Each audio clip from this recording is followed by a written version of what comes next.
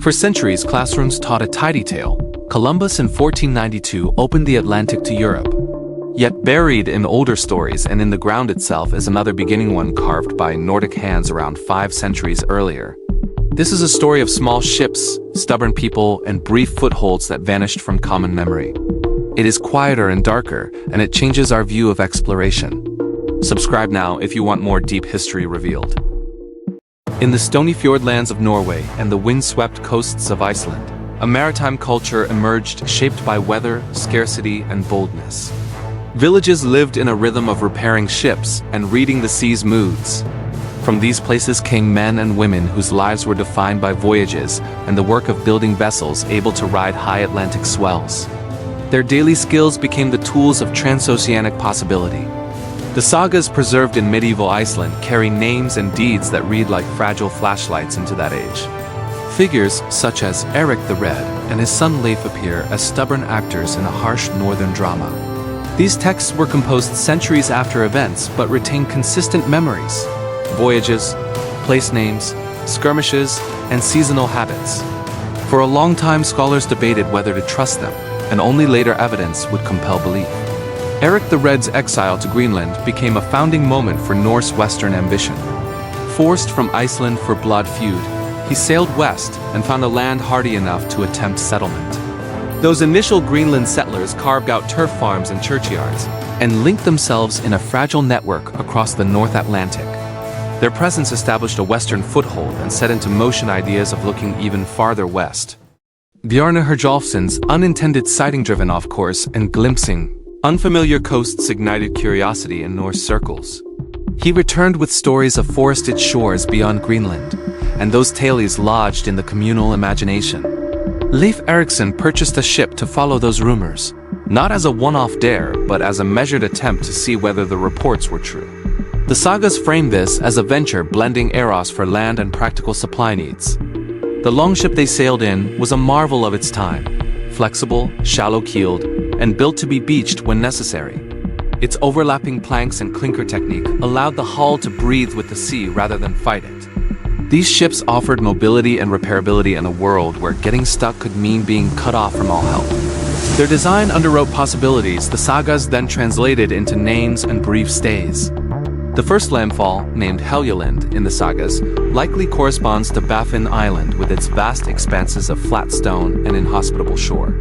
Norse descriptions of the place emphasize its ruggedness and scant resources, a place to note and move on from rather than to colonize.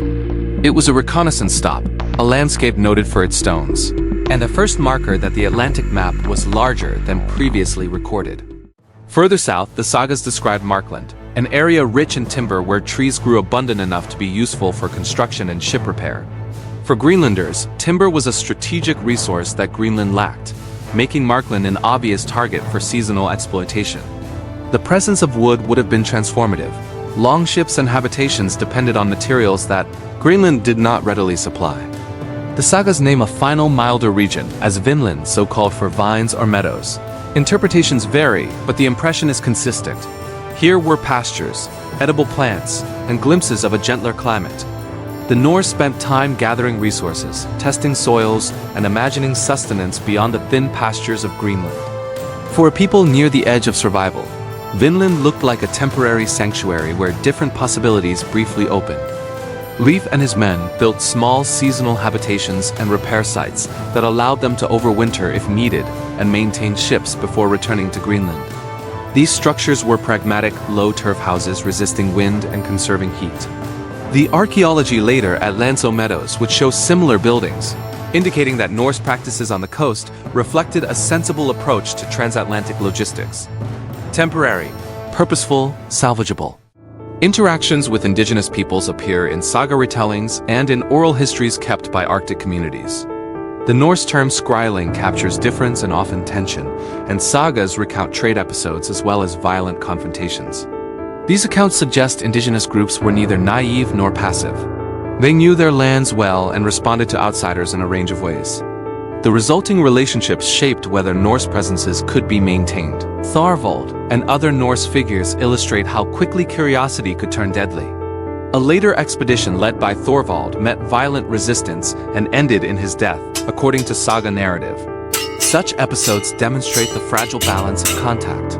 What began in interest could escalate into fatal tension. That volatility recorded in Saga chapters became one reason why permanent Norse colonies did not take root on those shores. Thorfinn Karlsefni's attempt to establish a more permanent colony represents the Norse pivot from exploration to settlement. He brought families, livestock, and a sense of organized intent toward making a life in Vinland. For a few years, their small colony experienced relative success. Livestock grazed, children were born, and trade occurred. The effort shows Norse capacity for organized settlement as much as it reveals the limits of sustaining remote communities long-term. But sustained settlement required more than good seasons. It demanded security, reliable supply lines, and peaceful relations with neighbors. The Norse settlements lacked the demographic depth to absorb heavy losses or sustained hostility. And logistical complexities, food, iron, replacement ships strained their capacity. The combination of environmental vulnerability and contested relations made permanence exceptionally difficult. Lance O Meadows stands as the clearest archaeological marker of these episodic presences. Discovered in the 20th century by Helge and Anne Stein Ingstead, it revealed turf houses, ironworking detritus, and cultural signatures matching Norse styles. The site is a practical, undeniable footprint, a repair yard, a stopover, a place where ships were mended and supplies gathered prior to a return voyage toward Greenland and Iceland. Radiocarbon dating and precise dendrochronological studies have increasingly narrowed the time frame for Norse activity in North America. A notable tree ring marker tied to a solar event allowed researchers to date one activity layer to around 1021 AD. This specificity transformed academic debate from speculation to demonstration, allowing historians to anchor textual talis to a precise point in the calendar. The Norse presence did not explode into broad colonization for multiple reasons. Climate shifts beginning in the centuries after initial contact made Greenland and related supply chains less stable. The erosion of economic ties to Europe and the increasing isolation of Atlantic outposts made the cost of maintaining transatlantic ventures heavier than their immediate benefit. As a result, seasonal voyages faded into rarity. Much of the saga detail reads like practical field notes, dressed as narrative, names for lands, descriptions of resource types, and comments on climates.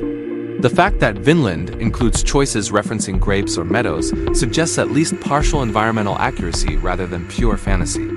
When sagas mention timber or salmon, they seem to reflect observations of coasts that would have supported those claims. The saga record also preserves personal drama, rival captains, quarrels over shares, and decisions made under exhaustion. These human elements help modern readers imagine the precarious psychology of these journeys. Vikings were not just abstract voyagers. They were family heads, merchants, and men motivated by social status and survival. Their choices read less like national expeditions and more like risky family ventures. Some contentious artifacts and claims have complicated the narrative, prompting rigorous skepticism. Objects like runestones purportedly found inland have often failed to stand up to scientific scrutiny. Scholars insist on reproducible contexts, secure stratigraphic layers, multiple corroborating finds, and reliable dating before altering accepted histories.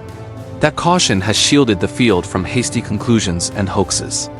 Despite the caution, incremental evidence from multiple sites across Atlantic Canada suggests a broader pattern of reconnaissance and seasonal exploitation. Finds of iron rivets, textile fragments, and Norse-style woodworking outside of Newfoundland imply movement along coasts. These scattered traces, when taken collectively, paint a picture of a people who used the North Atlantic not as a single endpoint, but as a corridor of seasonal activity. Indigenous oral histories add a remarkable counterpoint to saga narratives.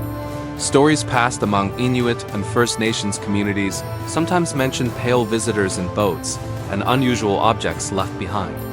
These independent testimonies, while different in style and emphasis from Norse sagas, corroborate the reality of contact and reveal how indigenous communities remembered encounters across generations. It is worth considering the logistics of such transatlantic activity. Longships required crews, iron fittings, and a capacity for repair. The presence of a smithy at Lance O Meadows demonstrates strategic planning. If you travel far from home, you prepare to fix masts and rivets. That pragmatic mindset suggests voyages were not haphazard but carefully considered. reliant on resource scouting and seasonal timing. Leif Erikson's legacy in the sagas contains a mixture of intention and chance. He pursued Bjarne's reported sightings not as a reckless adventurer, but as a navigator cognizant of both risk and potential gain. His leadership style, as preserved in the annals, emphasized measured action and the ability to persuade others to follow dangerous but remunerative plans. The saga cast also includes strong and challenging personalities like Freydis Eriksdottir, whose role complicates the popular image of Norse voyaging as purely male-dominated. Stories of Freydis involve forceful decisions and leadership in crisis, indicating the social complexity within expedition groups. Such figures show that Norse ventures included a range of social actors with varying priorities. The sequence of violent events recorded in texts reveals a pattern of initial curiosity turning into repeated conflict. Whether through trade misunderstandings, competition for resources, or cultural affronts, confrontations escalated. For Norse settlers who were used to raiding smaller, less organized communities in Europe, facing populous and territorially rooted indigenous societies presented unfamiliar strategic problems. The environment itself imposed limits. Ice, storms, and shifting shorelines could undo years of labor. A single particularly harsh winter could compromise livestock and food stores. The Norse strategy of seasonal exploitation meant accepting that permanence depended on continual reinforcement.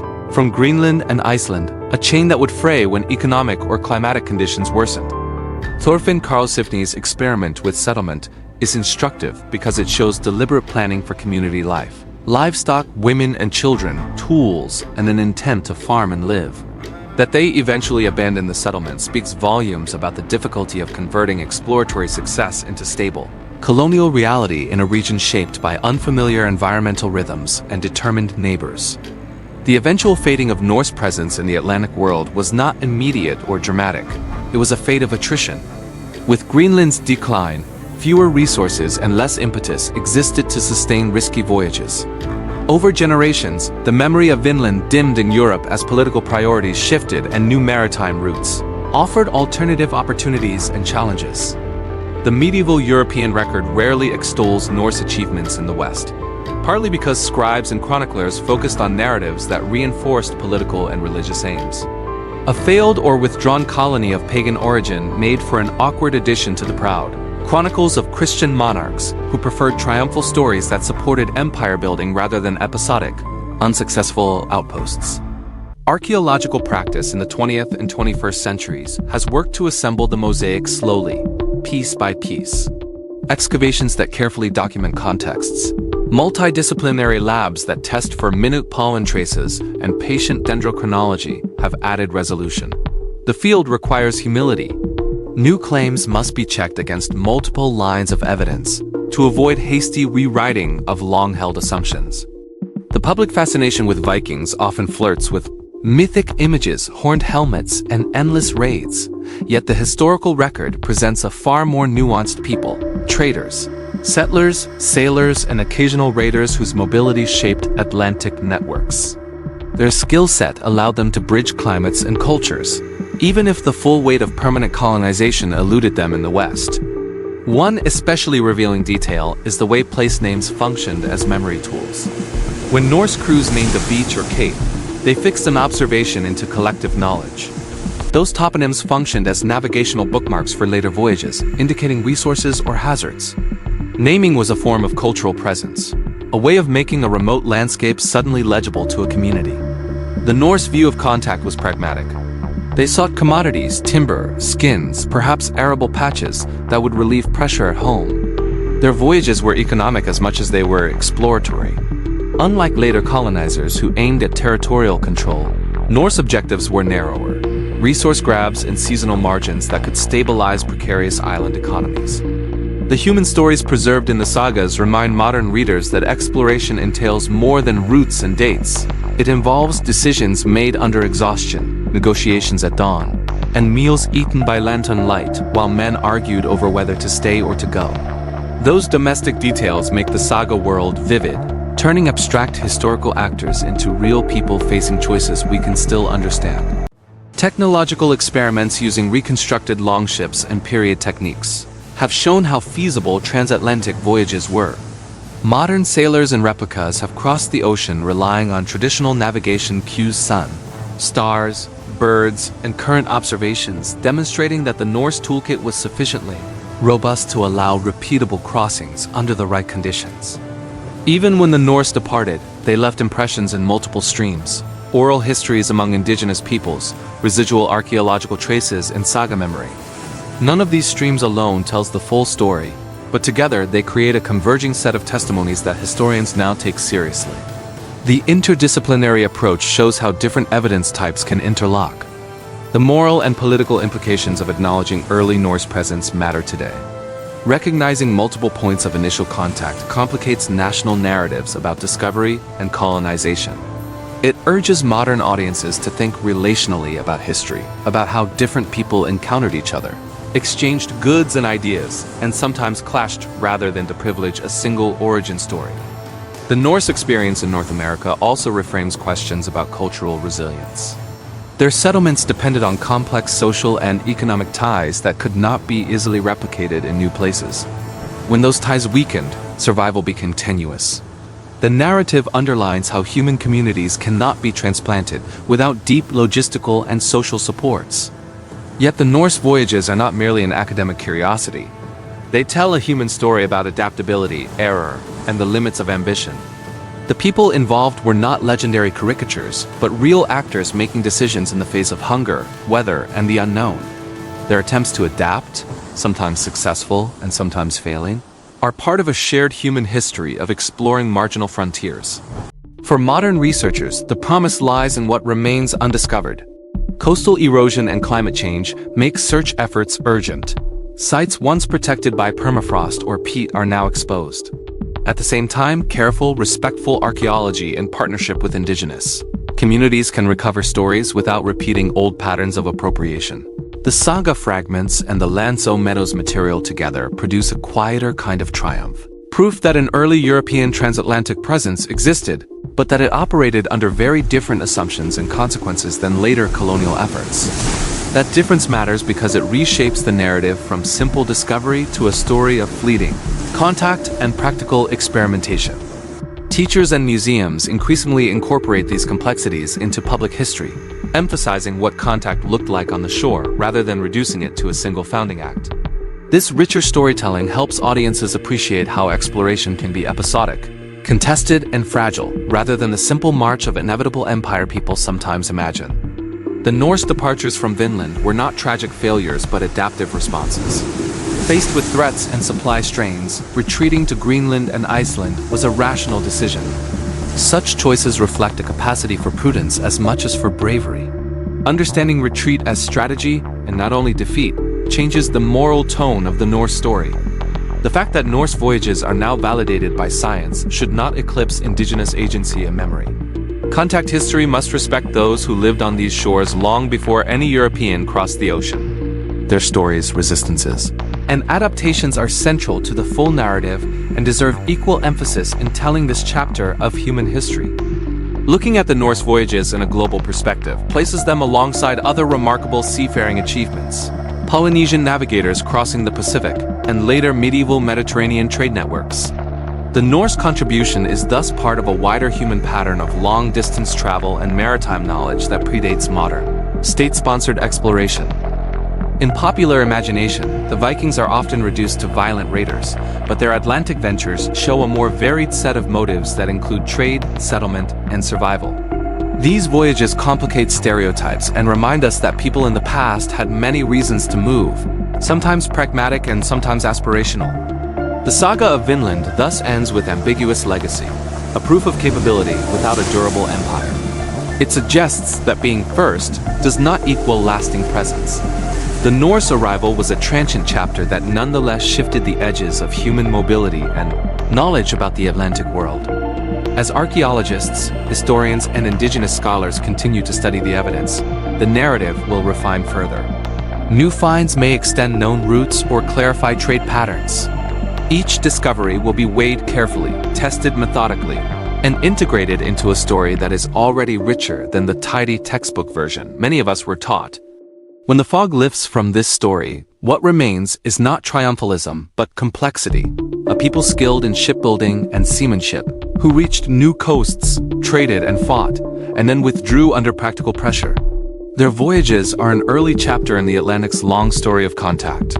The Norse presence in the New World was brief, imperfect, and historically consequential, a reminder that history is layered, contested, and endlessly fascinating.